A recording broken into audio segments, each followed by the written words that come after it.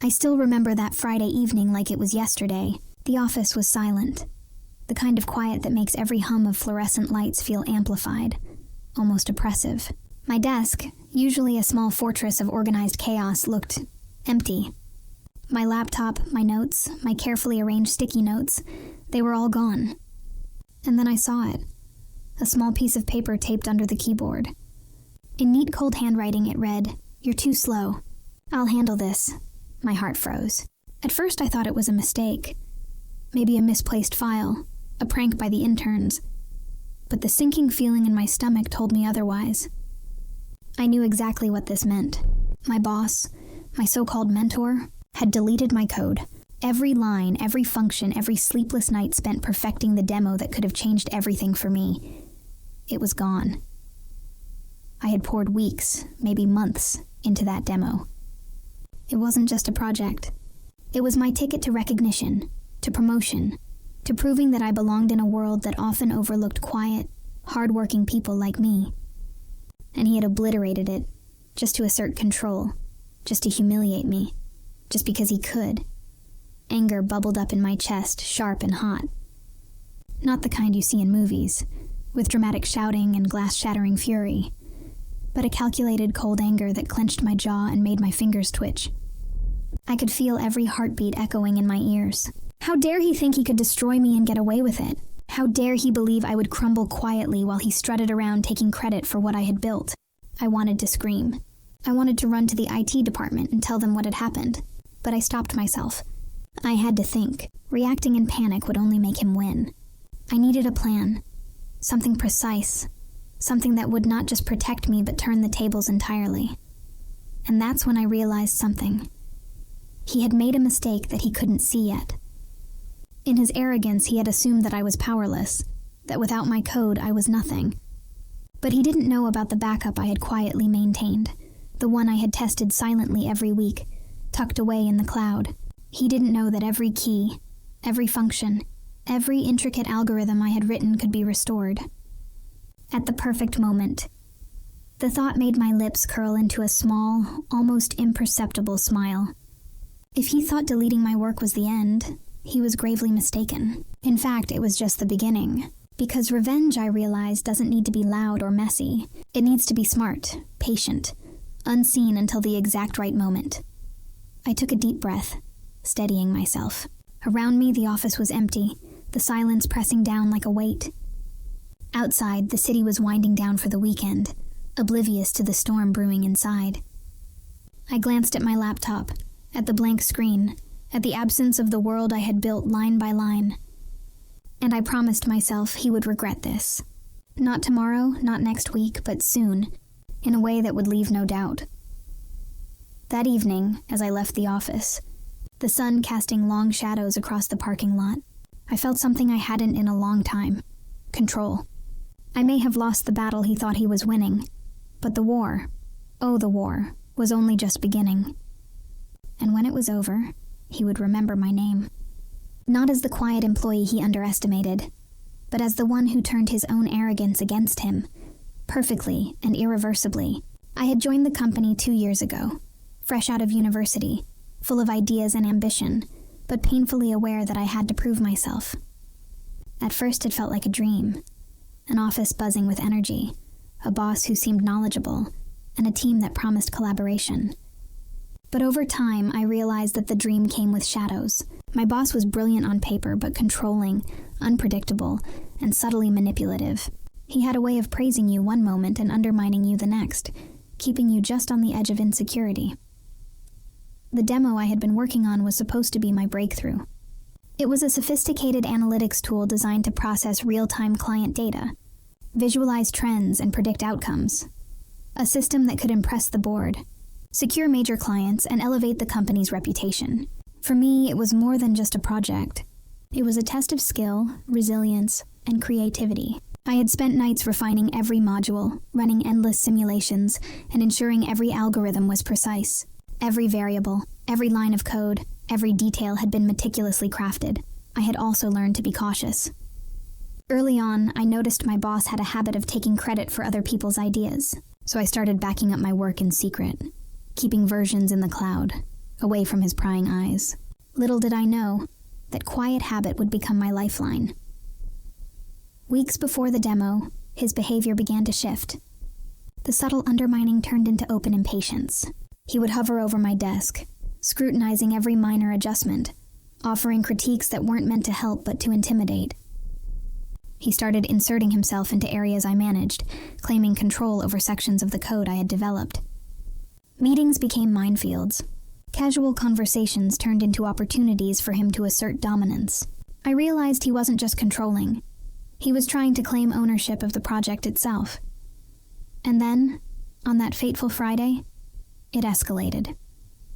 By deleting my code, he didn't just sabotage the demo.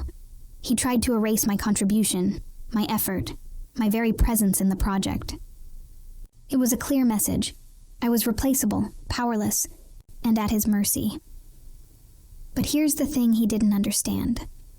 I had spent years learning not just how to code, but how to anticipate problems, how to prepare for the worst, how to protect myself from people exactly like him. I had redundancies, backups, and safeguards in place. Quiet little victories that no one, not even him, would ever notice until the right moment. That weekend I didn't sleep.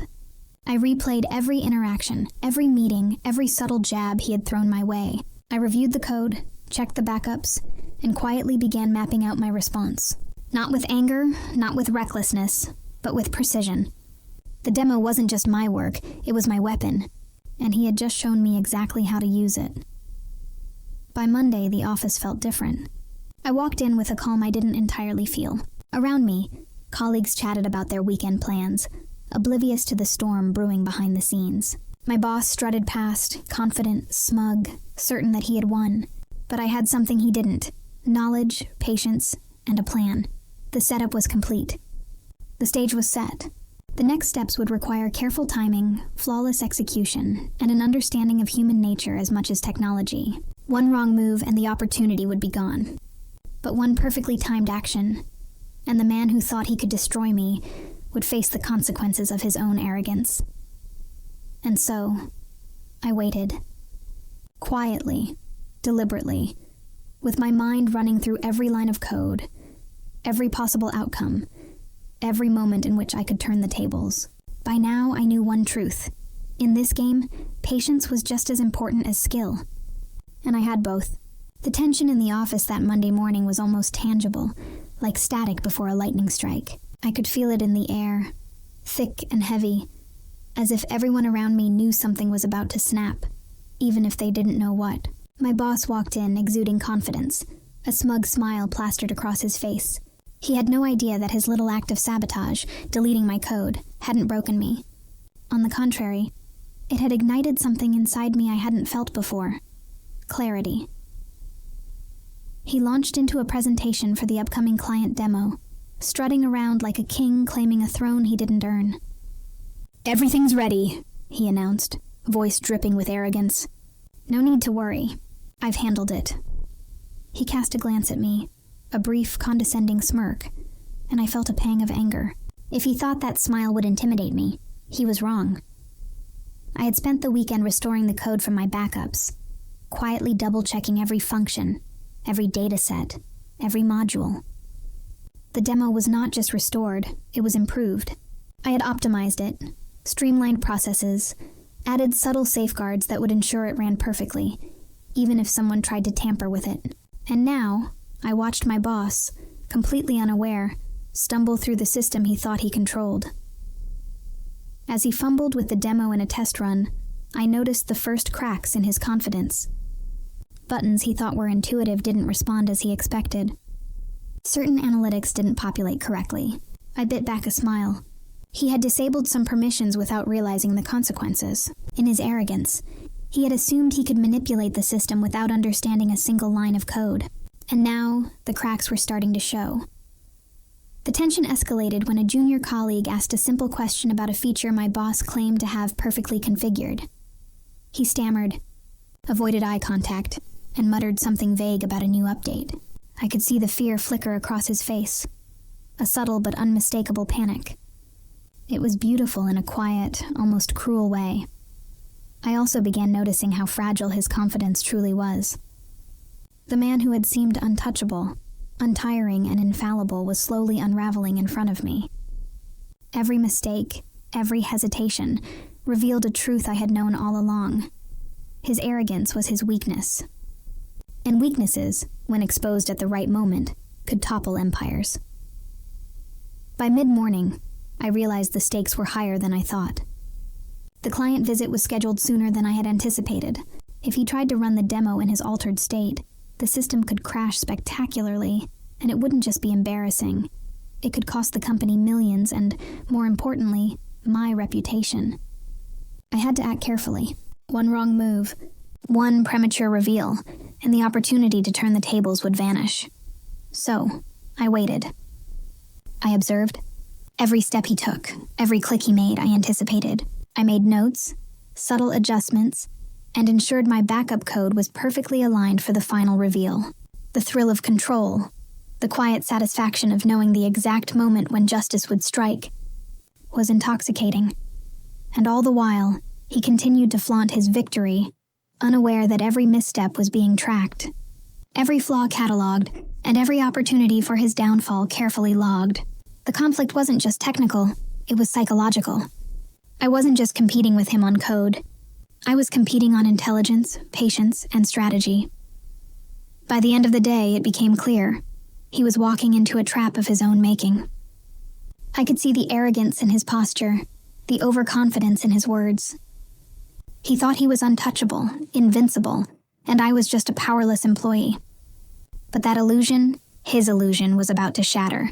And when it did, it wouldn't just be a lesson for him. It would be proof that patience, preparation, and intellect could outmatch arrogance every single time. The day of the pre-demo run arrived faster than I expected. The office was quieter than usual. Everyone knew the client visit was imminent, and tension hung in the air like a storm cloud ready to burst. I watched from my corner, pretending to work, while my boss strutted around the demo setup, barking instructions and offering half-hearted reassurances to the team. Every word out of his mouth reeked of arrogance, a smug confidence that bordered on reckless. He was walking a tightrope, but he didn't even realize it. He had altered key system permissions, thinking he could own the demo entirely. He had disabled access points, removed user privileges, and inserted his own configurations, all while smugly believing he was in full control. He was blind to the fact that he had just set the stage for his own humiliation. I followed his every move silently, my mind racing with calculations. If he attempted the demo in its current state, it would fail. Not a small glitch, not a minor error, but a catastrophic failure. Clients would see frozen screens, missing data, and unresponsive controls. The system would literally lock him out, and all of it would trace back to his reckless tampering. He didn't even notice my presence as I quietly restored my version of the code in the background, layer by layer, module by module. I worked silently, deliberately, making subtle adjustments that ensured the demo would operate flawlessly, but only if I chose to reveal it. Every safeguard I had built during late nights and weekends was now in place, and my secret script, the one that would lock him out completely, was ready to be triggered. Then came the moment that cut sharper than anything else. He casually mentioned my name while boasting to the team. If it weren't for me, this project would have never seen the light of day, he said, smirking, glancing briefly at me. The words hit like a punch. All those nights I had pored over lines of code, debugging endlessly, strategizing and perfecting, it was erased in his mind. I was invisible, powerless, uncredited.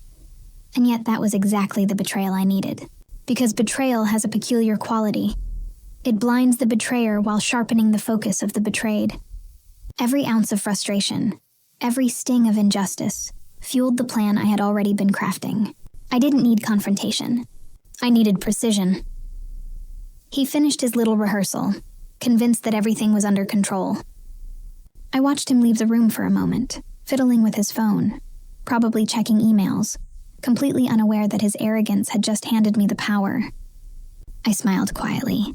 Soon, the system he thought he owned would expose his incompetence in the most undeniable way. By the time the client arrived, he had convinced himself of his victory. But the betrayal, the deletion of my code, The undermining, the arrogance, had set the perfect trap.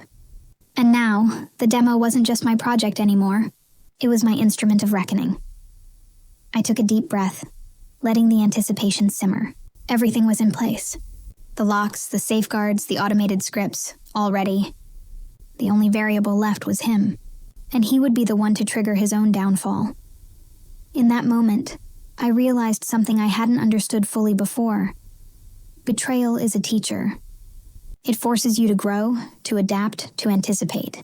And when wielded correctly, it can become a weapon more powerful than any act of revenge executed in haste. As I watched him straightening his tie, completely oblivious, I knew the stage was set. The next few hours would determine everything. Not just for him, but for me. For my career, my pride, my sense of justice. And when the moment came, there would be no turning back. Everything I had rehearsed in my head for days condensed into one careful plan, equal parts code and theater. Revenge wasn't going to be loud. It was going to be surgical. First, the code. I restored my entire demo from the hidden cloud snapshot I'd been updating every night. But I didn't just restore it, I hardened it. I wrote a small middleware layer that wrapped around the demo's authentication flow. An innocuous routine that looked like a performance logger. Nothing the untrained eye would notice. Underneath that harmless guise, I embedded 3 things. A master override only I could trigger. A one-time lockout routine that would treat any unauthorized operator as an intruder. And a transparent audit log that recorded every permission change, every deleted file, every manual override, time-stamped and immutable. Next came psychology. I knew my boss's ego, how it needed audiences, how it buckled under scrutiny. The aim wasn't simply to make the demo run without him. It was to let the demo expose his tampering in front of the board and clients, in a way that left no room for spin. So I planned a choreography. A public failure he would initiate himself, followed by a spotless recovery that only I could deliver. Humiliation delivered with a velvet glove. I spent the afternoon planting little vulnerabilities he would find irresistible to fix. A disabled settings page here, an obvious permission toggle there, things that screamed for manual fiddling and fed his need to control. I documented each change in the audit framework so that when the crash happened, the trail would point straight back to him. I also created a decoy, a shallow, visible admin account that looked like it had full privileges. He would assume that was sufficient control and take the bait, but the real admin tokens were ephemeral, minted by the middleware I controlled. Without those ephemeral tokens, any attempt to run the demo with the decoy account would trigger the lockout sequence I had woven into the code. There was one more ingredient: timing. The client walkthrough was scheduled for mid-morning on demo day, when the board's attention would be keen and his bravado highest. I made sure my master override was accessible only from the office network and only at that window. That meant he would have to try to run the demo himself in front of everyone. Perfect. I rehearsed the sequence in my head like a conductor. He would stride in, launch the demo with his fake admin, watch the screen freeze with a polite message, access denied, unauthorized user, and feel the heat rise in his face. The board would murmur. He would fumble. Then, when it mattered, I would step forward calmly, explain the integrity checkpoints, show the immutable audit trail, and trigger the master override. The demo would run flawlessly. The logs would show his tampering. The clients would see the truth in real time. No shouting. No melodrama. Just facts, and the crushing weight of evidence. I didn't tell a soul. I made one quiet ally, Amanda from IT. Not because she needed to know, but because I needed physical access later to a certain console cabinet without drawing attention.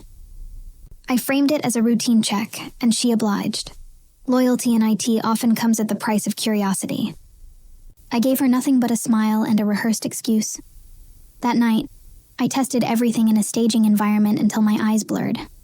The lockout routine, the audit immutability, the token expiry.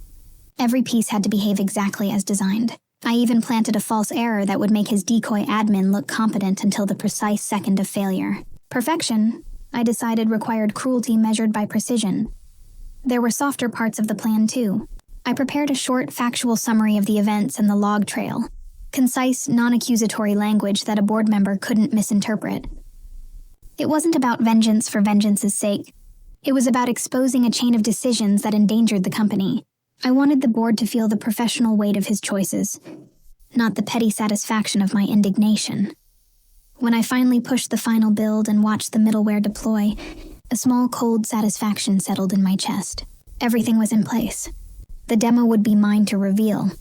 His misdeeds would be undeniable, and the company would see what true accountability looked like. I went home that night and tried to sleep, but it felt pointless.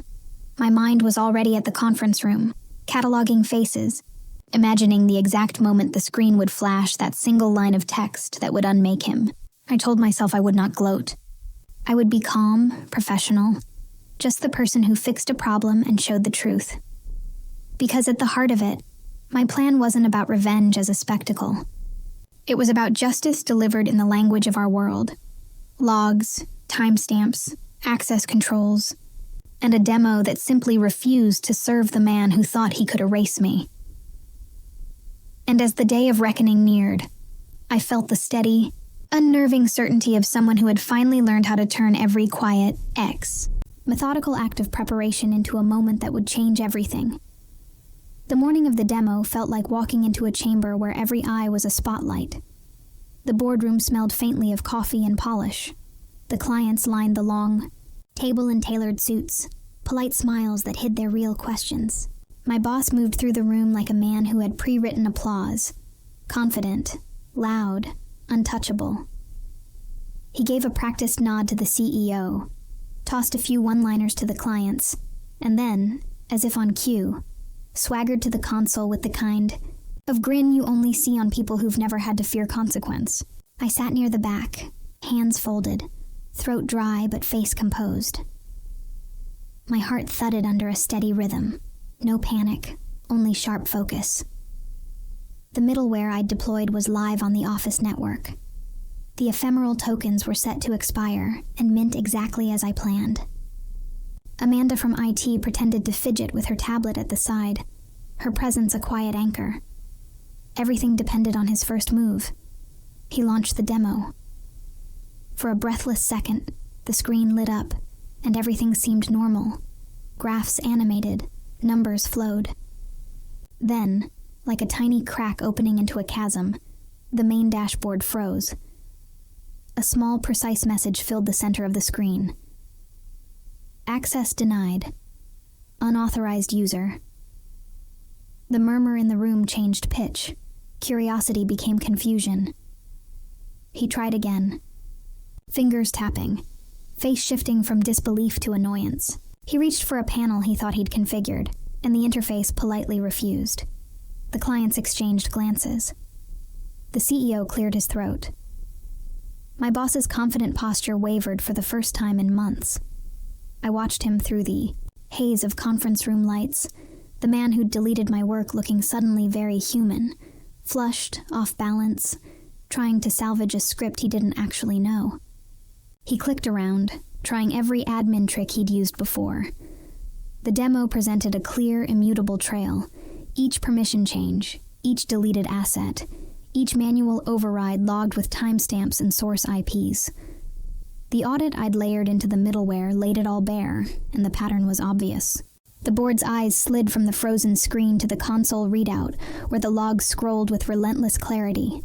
Actions attributed to his account, changes made outside standard operating hours, files removed with blunt commands. The room grew quietly electric.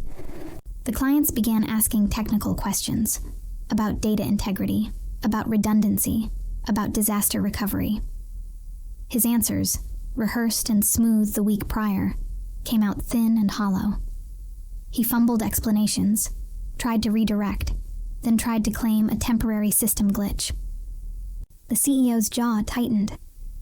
The client most interested in long-term contracts frowned, pen hovering over a notepad. I could feel the shift in momentum like a physical force. This was the moment the entire plan hinged on. Not a dramatic exposé with accusations, but a professional, undeniable revelation that left only one reasonable conclusion. The logs spoke with a competence no one could fake. They weren't my words. They were facts, clean and time-stamped. He grew desperate. In a last-ditch effort, he jabbed at the decoy admin account, the shallow token I'd planted for his ego. The system's response was elegant and final. Another polite lock. Temporary admin token invalidated. Contact system administrator. The room's temperature seemed to drop. The smugness evaporated from his face, and a look I'd never seen on him, raw panic, took its place. That was my cue. I stood, folding my hands as if adjusting to speak, and walked to the console with the calm of someone who'd rather fix problems than fan the flames of spectacle. I didn't shout. I didn't point fingers. I showed them the audit trail, concise and factual, the timestamps aligned with his recent alterations. I explained the middleware at a high level. No jargon to confuse, just simple words about access tokens, auditing, and the safeguards we'd put in place to protect the demo and the client's data. The board listened, eyes on the logs. The CEO peered closer, throat moving as if digesting something huge and inconvenient. The client who'd paused the contract pen sat back, eyebrows raised, the first crack appearing in the deal's sunny facade. My boss tried to interrupt, tried to argue that he'd fixed things, but every interjection only echoed the timestamps that said the opposite. Then I executed the master override. No flourish. Just a short, secure sequence from the secure terminal I had permission to access. The dashboard blossomed back to life, smoother than it had ever been. Live data streamed, visualizations populated. The demo performed like the polished, reliable instrument it was meant to be. The clients leaned forward, impressed. The CEO, still processing, nodded slowly. But the victory wasn't merely that the demo worked. It was the silence that followed, an audible, stunned pause as people absorbed the implication of the logs. The board convened quietly. Questions were asked with surgical precision.